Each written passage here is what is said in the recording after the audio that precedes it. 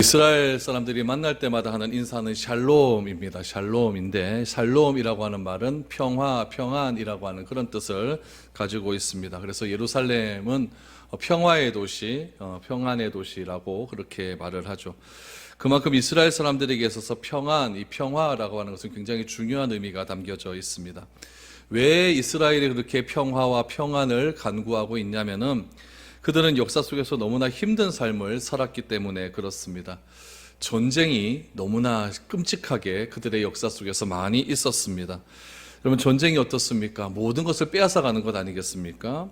얼마나 많은 사람들이 전쟁 때문에 목숨을 잃고 재산을 잃고 가족과 친지를 잃게 됩니까? 이스라엘 백성들은 전쟁의 상처의 아픔을 너무나 잘 알고 있기 때문에 샬롬을 누리기를 원하고 있습니다. 그래서 그들의 삶 가운데 샬롬 이렇게 말을 하면은 그들의 삶들을 평안을 빌어주고 이 땅에 더 이상 전쟁이 일어나지 않기를 간절히 바라고 말하는 그런 마음 속에서 샬롬이라고 하는 인사를 많이 하게 됩니다. 오늘 본문 8절 말씀에 보면은 이스라엘의 이 샬롬의 기대와는 달리 전쟁이 일어났음을 선언하고 있습니다. 너희가 기브아에서 뿔나파를 불며 라마에서 나팔을 불며 베나헬에서 외치기를 베냐민아 내 뒤를 쫓는다 할지어다 라고 말합니다. 나팔 소리는 여러 가지 의미가 있지만 오늘 본문에는 전쟁이 일어났음을 선언할 때 나팔 소리를 불게 됩니다. 지금 전쟁이 어디에서 일어났냐면은 기브아, 라마, 벤아웬이라고 하는 곳에서 전쟁이 일어났다라고 말을 합니다. 그런데 오늘 나온 이 세 개의 지역을 우리가 조금 생각을 해봐야 됩니다. 기브아, 라마, 벤아웬. 왜 하필이면 이 세 개의 지역인가? 이 세 개의 지역은 이스라엘의 어디에 있냐면 사마리아 땅은 이스라엘의 가장 중간에 있고 예루살렘은 이스라엘의 남부 지역에 위치해 있습니다. 중부 지역에서 예루살렘으로 가는 그 길가에, 그러니까 가장 이스라엘의 중부 쪽에서 조금 남쪽으로 내려온 그 지점에 이렇게 이 세 개의 지역이 있습니다. 그래서 기브와 라마, 베나웬은 이스라엘의 어떤 중부 지방 쪽에 위치한 도시라고 보시면 됩니다. 베나웬이라고 하는 곳이 나오는데 이 베나웬이라고 하는 이름의 뜻은 바알의 집이라는 뜻입니다. 원래 이름은 베델입니다. 베델. 베델은 하나님의 집이라는 뜻 아닙니까? 근데 하나님의 집이라고 하는 이 베델이 결국엔 어떻게 됐냐면 바알 신을 너무나 많이 섬기는 그런 도시가 되어서 이름을 바꾸어 버렸습니다. 베나웬이라고 하는 이름으로 바뀌게 되었죠. 그래서 이 기브아, 라마, 베델이라고 하는 곳은 이스라엘의 중부지방에 위치한 곳이었는데 이 중부지방에 위치했다라는 것은 무슨 의미를 가지고 있냐면은 전쟁이 일어났을 때 가장 피해가 적은 곳이다라고 이해를 하시면 됩니다. 왜냐하면 이스라엘은 주로 전쟁이 누구로부터 침략을 받았냐면 북쪽이나 남쪽입니다. 북쪽에서는 누가 자주 쳐들어왔냐면 아수르, 시리아, 또 바벨론 이런 나라들이 북쪽에서 쳐들어오게 되고 남쪽에서도 누가 주로 쳐들어오냐면 이집트가 쳐들어오게 됩니다. 그래서 북쪽에서 쳐들어오면 북쪽에서 이미 전쟁 다 끝나거든요. 남쪽에서 쳐들어오면 남쪽에서 전쟁 다 끝나고 그러니까 중간 지방은 어느 정도는 안전지대라고 이렇게 생각을 하면 좋습니다. 그래서 이 세 개의 지방 기브와 라마, 베나웬은 그래도 전쟁이 많이 일어난 지역 중에서 그래도 조금 전쟁적 피해가 적었던 곳으로 그렇게 알려져 있습니다. 그런데 전쟁의 피해가 적은 곳으로 상대적으로 적었던 이 세 개의 지역에서 무슨 소리가 납니까? 나팔 소리가 난다라는 것은 지정학적으로 전쟁의 안전지대라 할지라도 지금은 결코 안전하지 않다라는 것을 의미해주고 있는 거죠.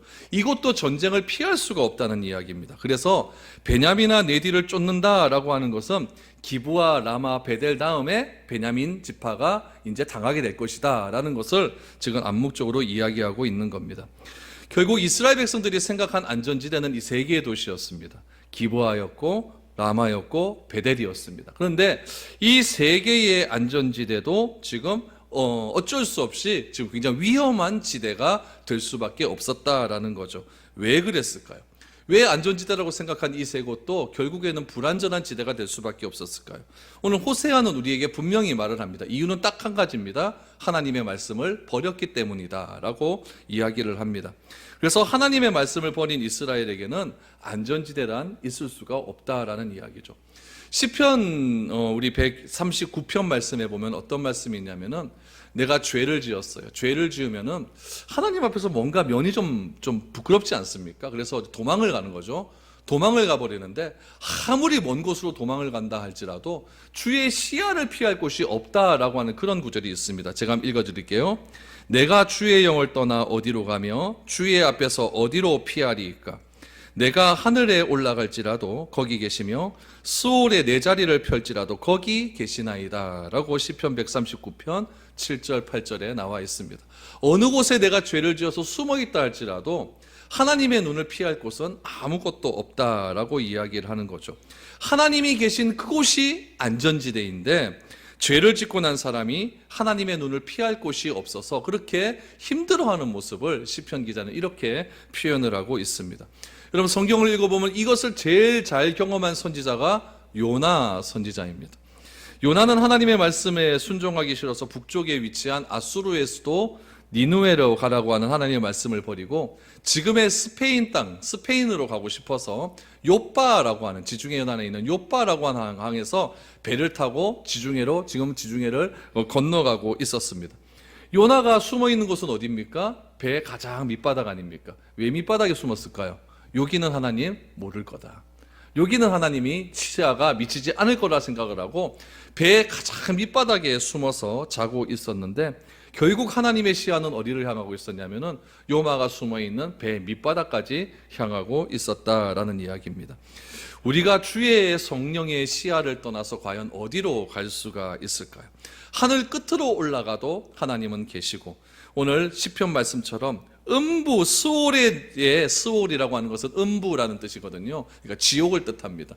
지옥에 가서 내 자리를 펼다 할지라도 거기도 하나님의 시야는 다 존재하고 있다라는 것을 우리에게 말하고 있습니다. 그러므로 우리에게 있어서 참된 안전지대는 어디냐면은 인간이 생각하고 인간이 안전하다고 하는 그곳이 아니라 하나님이 함께 하신 그곳이 바로 안전지대다라는 것을 우리는 기억해야 됩니다. 그래서 하나님의 말씀이 거하시는 그곳이 안전지대라는 것을 지금 호세아 선지자는 우리에게 말하고 있죠.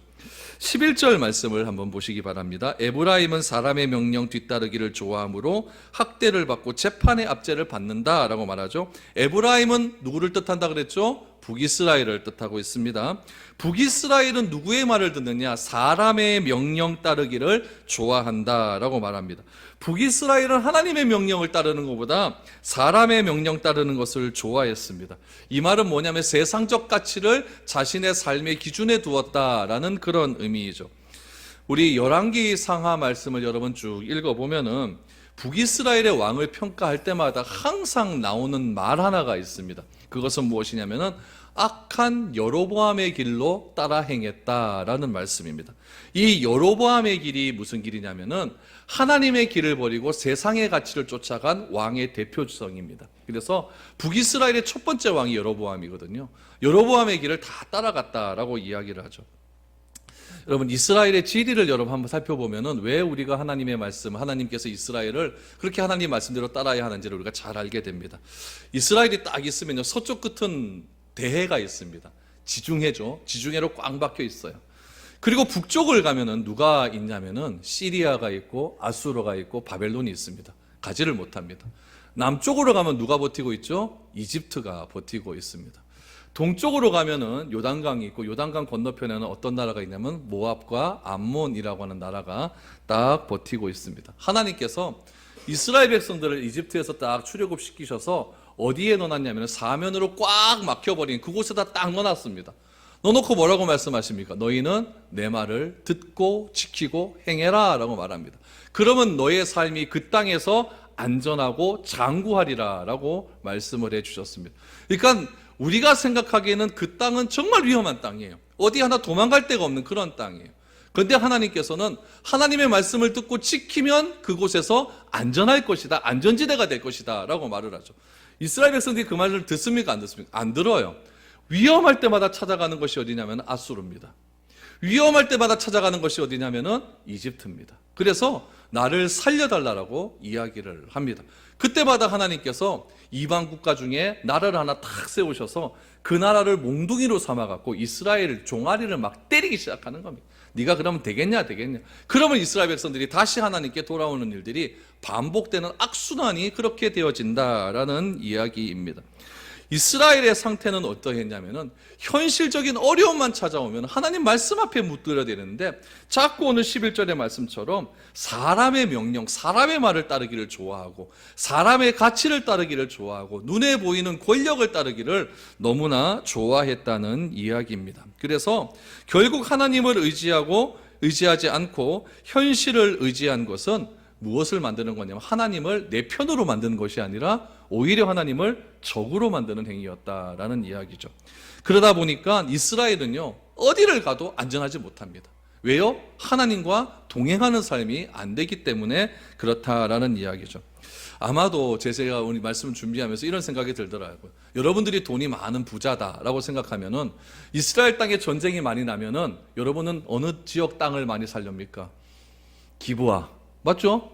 베델, 라마, 이곳에 땅 많이 쌓아놓고 지하 벙커 만들어 놓고 나는 여기 숨으면 안전하겠다, 이런 거 안 하겠습니까?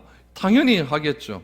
그러나 그곳에도 아무리 땅을 쌓아놓고 지하 벙커를 만들어 놓고 안전지대를 쌓아놓는다 할지라도 하나님은 그곳에 전쟁의 나팔 소리가 이제는 들려오게 될 것이다 라고 말을 하는 거죠. 가장 안전하다고 사람이 생각했던 그곳이 가장 위험한 곳이 되고 말았던 것입니다. 결국 가장 안전하다고 생각했던 사람의 명령이 오히려 가장 위험한 명령이 되고 만 것입니다. 그래서 11절에 보니까 에브라임은 사람의 명령 뒤따기를 좋아했기 때문에 학대를 받고 재판의 압제를 받는다라고 말을 하고 있는 것입니다. 그래서 하나님께서는 이스라엘 백성들, 다시 말하면 사람의 말을 듣고 사람의 뒤를 따라간 사람들, 그런 사람들을 한 명씩 잡아서 벌하기를 시작합니다. 9절 말씀을 보시죠. 벌하는 날에 에브라임이 황폐할 것이라 내가 이스라엘 지파 중에서 반드시 있을 일을 보였노라 라고 말합니다. 하나님은 안전지대라고 생각해서 사람의 명령을 듣고 그곳에 피해 있는 사람들, 그곳은 어디였죠? 베델, 기브아, 라마였습니다. 그곳에 피해 있는 사람들을 벌하는 날에 예루살렘은 황폐해질 것이다, 완전히 피폐해질 것이다 라고 말씀을 하고 있죠. 하나님의 말씀을 떠나 불법으로 권력과 부를 쌓은 자들, 하나님을 떠나 사람의 명령대로 행하여서 하나님의 안전지대가 아닌 사람의 안전지대로 피했던 그런 사람들을 향하여 하나님께서 벌하는 날이 반드시 있을 것이다. 반드시 있을 것이다. 그날에는 어떻게 된다? 황폐하여진다 라고 경고의 메시지를 쓰고 있는 것입니다. 그러면은 그들이 어떤 사람이었는가? 10절을 보십시오. 유다 지도자들은 경계표를 옮기는 자 같으니 내가 나의 진노를 그들에게 물같이 부으리라 라고 말합니다. 그래서 경계표에 대한 이야기를 조금 우리가 이해를 해야 됩니다. 경계표는 무엇이냐면 요즘 말로 하면은 지적도입니다. 지적도. 여기까지가 내 땅이다라는 거. 여기까지가 내 땅. 그래서 자기 땅의 경계를 표시할 때에 나무를 하나씩 심어놨습니다. 그러니까 여기까지가 내 땅이다 그래놓고 나무 딱 씌워놓는 거죠. 그럼 거기에 내 땅이 되는 겁니다. 그런데 여러분 여기 10절의 말씀 보니까 유다 지도자들이 경계표를 옮겼다라는 것은 무슨 말이겠습니까? 내 땅이 넓어졌다는 이야기예요. 점점 넓어졌다는 이야기죠. 여러분 이게 어떤 의미를 가지고 있냐면요, 하나님은 이스라엘 지파에게 땅을 다 주셨어요. 그 땅을 주신 것을 뭐라고 이야기하면 기업이라고 이야기합니다. 나의 영원하신 기업. 이 기업이라는 말의 의미가 뭐냐면 소유라는 뜻, 소유. 그러니까 하나님께서 나에게 주신 영원한 기업이 있다는 거예요.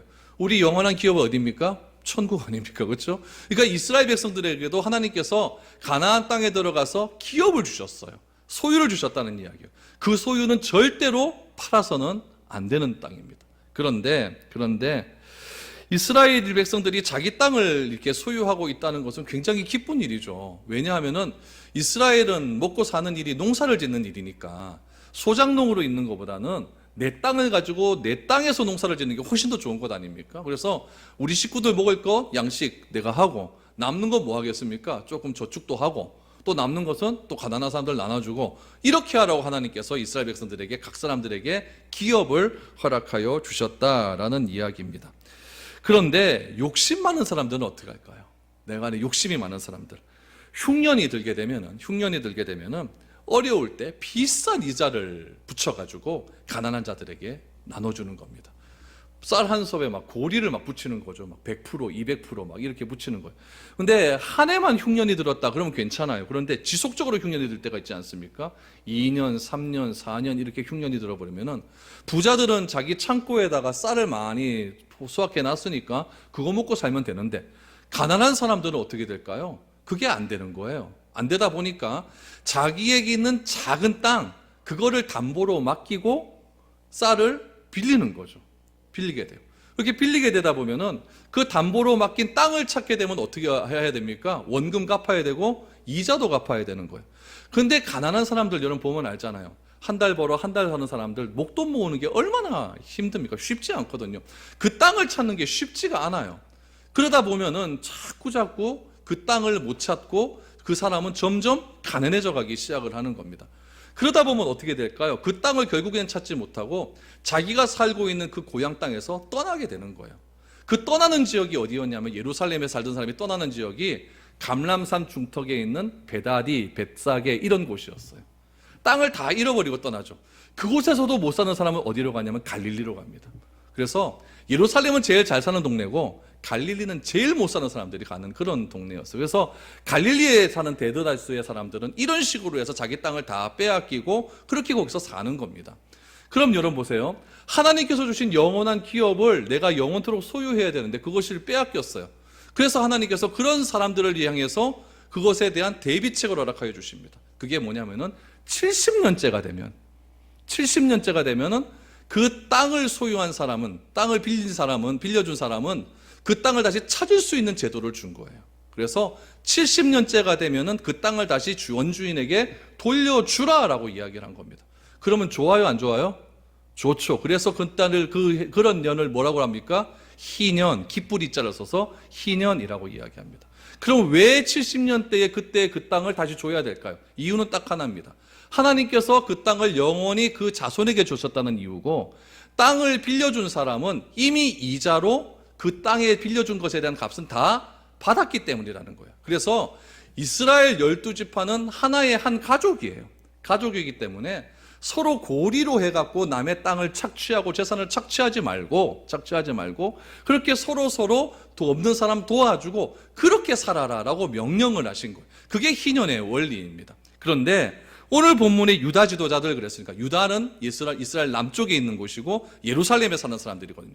그 예루살렘에 사는 사람들은 기득권 세력입니다. 그럼 얘네들은 일단 돈이 많아요.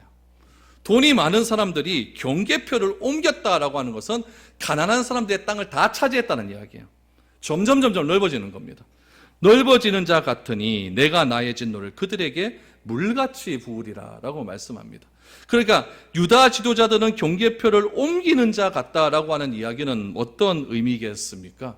하나님의 말씀을 어역하고 하나님의 말씀대로 하지 않고 희년의 제도를 다 무시하면서 오로지 자기의 욕심만 채우는 그런 사람들이라는 의미가 담겨져 있죠. 그래서 이 성경에서 말하는 이 재산에 대한 개념은 하나님께서 나에게 허락하신 것을 잘 지키는 것에 대한 개념이 있습니다.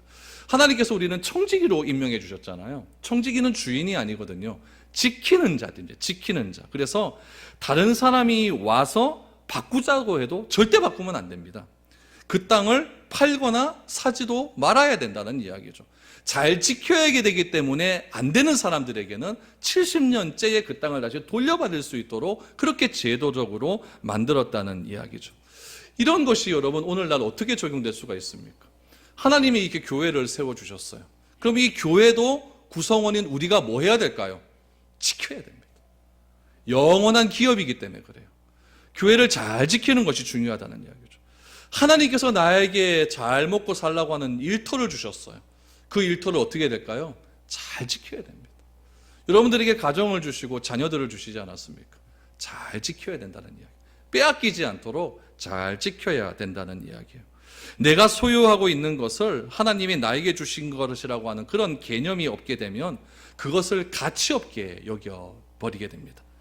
그러나 유다 지도자들에게 이런 개념은 없었습니다. 그냥 닥치는 대로 소유하고 닥치는 대로 가난한 자들 착취해서 그 사람들을 그것을 빼앗고 나의 재산은 늘리기 위한 그런 일들을 자꾸 했다는 이야기죠. 하나님의 백성의 특징은 하나님께서 나에게 주신 것, 그것을 귀하게 여기는 겁니다. 귀하게 여기고 그것이 무엇인지를 깊이 생각해서 잘 지키는 것이 바로 하나님께서 우리에게 주신 성경적인 이 경제, 재산에 대한 개념이라는 것을 꼭 기억하시기를 바랍니다. 하나님께서 나에게 주신 그런 기업을 가지고 내가 잘해서 집이 늘어나고 통장의 소유가 늘어나고 이 세상에서 인정받는 것, 그것도 물론 중요하겠죠. 그러나 그것보다 더 귀한 것은 무엇이냐면은 하나님께서 나에게 주셨다라고 하는 그 개념이 더 중요합니다. 우리 낮에도 말씀드렸지만 하나님께서 나에게 무엇인가를 주셨다라는 것을 내가 알면 사소하게 여긴다. 다른 것들을 사소하게 여긴다 그랬잖아요. 1만 달란트를 받았다는 것을 알게 되면 다른 것이 사소해진다는 이야기. 하나님께서 나에게 이만한 것들을 주셨다라는 것을, 그 가치를 내가 인정하게 되면 이 가치 속에서 내가 만족하게 되고 내가 하나님이 주신 것에 대해 감사하는 그런 삶을 살 수 있게 된다는 이야기죠. 그래서 바울은 뭐라고 이야기합니까? 내가 가난함에도 처해봤고 부한데도 처해봤지만은 그런 모든 것들을 주신 하나님, 그 하나님께 내가 감사한다. 그래서 범사에 감사해라. 범사에 감사해라.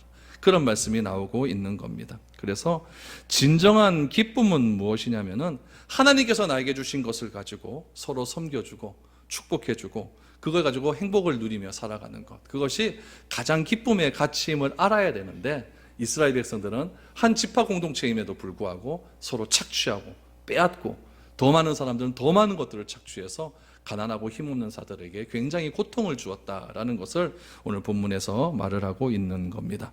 그래서 13절 말씀 보시죠. 에브라임이 자기 병을 깨달으며 유다가 자기의 상처를 깨닫고 에브라임은 아수르로 가서 아렘 왕에게 사람을 보내었으나 그가 능히 너희를 고치지 못하겠고 너희 상처를 낫게 하지 못하리라 라고 말합니다. 여러분, 에브라임이 자기 병을 깨닫고 유다가 자기의 상처를 깨달았다라는 것은 그들이 근본적인 문제를 알게 되었다는 말이 아니에요. 그 말이 아니에요. 그 말이 아니라 현실적인 어려움을 깨닫게 됐다는 얘기예요. 자꾸 자기에게 어려움이 오니까 그 어려움이 오는 근본 뿌리가 무엇인지를 깨달았다는 말이 아니고, 내가 지금 살기 어렵네, 요거를 알게 되었다라는 이야기죠. 세금을 내야 되는데 세금 낼 돈이 없고 흉년이 들었는데 먹을 양식이 없다는 거예요. 지금 그 얘기입니다. 그들은 이런 작은 어려움을 통해서 더 근본적인 어려움을 깨닫지 못합니다. 그래서 13절 자세하게 보십시오. 이 현실적인 어려움이 오니까 누구를 찾아갑니까? 아수르로 가서 아렘 왕을 찾아간다고 합니다. 아까도 말씀드렸잖아요. 이스라엘 사람들이 하나님께 찾아가지 않고 사람의 말을 자꾸 듣는다고 하잖아요. 아렘 왕이, 아렘이라고 하는 뜻은 무슨 뜻이냐면 싸움꾼이라는 뜻입니다. 싸움꾼. 자꾸 싸움꾼을 찾아갑니다. 이들은 어려움이 있을 때마다 사람의 명령, 보이는 권력을 자꾸 의지하고 있었다라는 이야기죠. 나에게 일어나는 작은 현실의 문제를 통해서 하나님께서 나에게 말씀하시는 것이 무엇일까? 이것을 고민하는 것이 근본적인 문제를 고민하는 것 아니겠습니까? 이 문제를 알려고 내가 하나님께 나와서 뭐해요? 기도하잖아요. 하나님, 내게 닥친 이 현실의 어려움들의 이유가 무엇입니까? 하나님, 그 이유를 해석할 수 있는 능력 주시고 버틸 수 있는 힘을 주시고, 저가 어떻게 했으니 하나님 이것을 잘 이겨내어서 주가 하나님 되심을 내 삶을 통해 드러날 수 있도록 해주십시오. 이게 근본적인 문제인데 얘네들은 어떡합니까? 자꾸 사람 찾아가는 거예요. 도와달라 이렇게 이야기를 하고 있다는 이야기죠. 결국 아렘 왕 싸움꾼을 찾아간 것은 무엇이냐면은 눈앞에 보이는 문제를 해결하기 위해서 자꾸 타협을 하기 시작했다라는 이야기입니다. 아렘 왕과 같은 싸움꾼은 절대로 우리를 돕지 못합니다.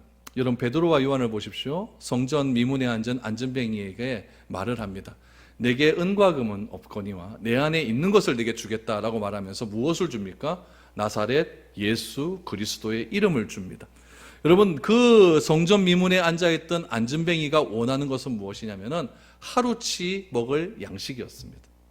내가 하루 30세끼 먹을 수 있는 양식만 있으면 그 안전뱅이는 그거 자리 접고 딴 데로 가버립니다. 그냥 끝난 겁니다. 그러나 이 베드로와 요한은 그 하루치 양식이 그 사람에게 중요하지 않다는 것을 알고 있었어요. 무엇이 중요할까요? 그리스도를 아는 것이 훨씬 중요하다는 것을 알게 되었다는 이야기죠. 지혜로운 아버지는 물고기를 주지 않습니다. 뭘 줘요? 물고기 잡는 법을 가르쳐준다는 얘기죠. 베드로와 요한은 지혜로웠기 때문에 하루치 양식을 주는 것이 아니라 근본적인 문제의 해결을 그에게 알려주었다라는 이야기죠. 그래서 나에게 일어나는 일들이 자꾸 좀 힘들고 어려운 일들이 일어났다라는 그런 느낌이 많이 들면은 여러분 자꾸 야레망을 찾아가지 마시기 바랍니다. 하나님께 나와서 무릎으로 기도하십시오. 하나님 어떻게 하면 좋겠습니까? 기도하시면서 그런 모든 문제를 사람의 말을 의지하지 마시고 하나님의 말씀의 안전지대 안으로 들어올 수 있기를 바랍니다. 그것이 진정한 우리가 살 길이라는 것을 우리가 깨달아야 할 것이라는 것을 우리는 알게 됩니다. 그래서 12절을 보시죠. 그러므로 내가 에브라임에게는 종 같으며 유다 족속에게는 썩이는 것 같도다. 여러분 좀이나 썩는 것은 무엇입니까? 눈에는 잘 보이지 않습니다. 그러나 은근히 파고 들어가서 나중에 되면 그 좀이나 썩는 것이 보여요. 여러분 곰팡이 있지 않습니까? 곰팡이가 처음에는 안 보이잖아요. 근데 조금 있다 보면 곰팡이 썩어가지고 다 음식물을 버려야 되는 일이 일어나지 않습니까? 자기도 모르는 사이에 이 죄라고 하는 것이 자꾸 내 내면을 썩게 들어간다는 이야기죠. 그래서 처음에는 잘 모른다는 거예요. 처음에는 야레망 찾아가고 이집트 찾아가고 그럼 뭔가 해결될 것 같고 그게 괜찮을 것 같지만은 나중에는 그렇게 사람을 명령을 듣는 그런 일들 자체가 좀 같고 곰팡이 같아서 결국 나중에 되보면 내 삶 신앙 전체가 곰팡이가 쓰러져 있는 그런 신앙이 되고 만다라는 이야기죠. 그래서 이 에브라임도 하나님 말씀대로 살지 않으면, 우리도 그렇죠. 우리도 하나님 말씀대로 살지 않으면 기운 빠지고 힘 빠지고 기쁨 사라지고 괜히 짜증만 나고 그런 일만 반복입니다. 그리고 교회에 와갖고 뭐라고 이야기합니까? 하나님 왜 나는 이렇게 힘들죠? 이렇게 얘기하는 거예요. 우리의 문제는 무엇이냐면은 감정이나 생각을 내 의지대로 통제할 수 있다라고 하는 그런 생각입니다. 우리의 생각과 의지는요, 어떤 법칙이 존재하냐면 관성의 법칙이 존재해요. 한 번 가면 계속 가게 되는 거예요.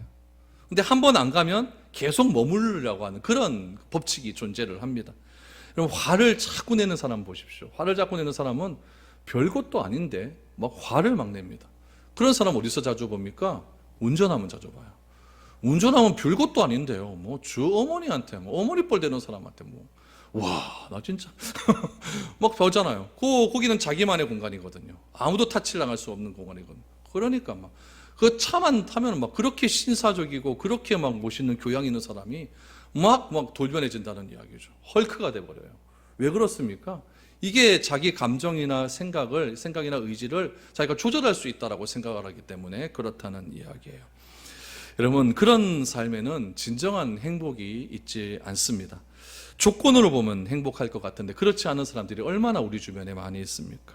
왜냐하면 자꾸만 그런 쪽으로 훈련되어 가다 보니까 좀이 되고 곰팡이가 자꾸 쓸기 때문에 그렇다는 이야기죠. 하나님의 복을 지속적으로 누리는 비결은 감정과 생각과 행동을 자꾸 훈련하는 겁니다. 성령의 열매는 무엇입니까? 내가 40평짜리 아파트 가고 50평짜리 아파트 가고 그게 성령의 열매라고 아무데도 성경은 말하고 있지 않습니다. 성령의 열매는 뭡니까? 내 인격이 변화되어 가는 거예요. 내 내면이 변화되어 가서 내 내면의 변화를 통하여 내 외면의 행동이 바뀌어 가는 것, 그것을 가리켜서 성령의 열매라고 분명히 우리에게 말을 하고 있습니다. 하나님의 복을 지속적으로 누리기 위해서는 이슬비의 속옷이 젖듯이 하나님의 말씀이 지속적으로 나에게 들어와야 됩니다. 지속적으로 들어와서 매일매일 들어와서 조금씩 깎여 나가야 된다는 이야기예요. 그것이 오늘 12절의 말씀처럼 반대로 생각하면 되죠. 12절은 에브라임이 좀 같고 유다에게는 썩이는 것 같이 잘못된 곰팡이처럼 그렇게 썩어져 가지만 반대로 이슬비의 속옷 젖듯이 우리의 삶 가운데 하나님의 은혜가 자꾸 차곡차곡 쌓이되다 보면은 나도 모르는 사이에 성령의 귀한 성품의 은혜가 그렇게 우리 삶 가운데 드러날 수 있게 된다라는 이야기죠. 그런데 이스라엘은 그렇게 했다 안 했다? 못했다는 거죠. 그래서 결론을 보십시오. 14절과 15절 보십시오. 내가 에브라임에게는 사자 같고 유다 족속에는 젊은 사자 같으니 내가 바로 움켜갈지니라.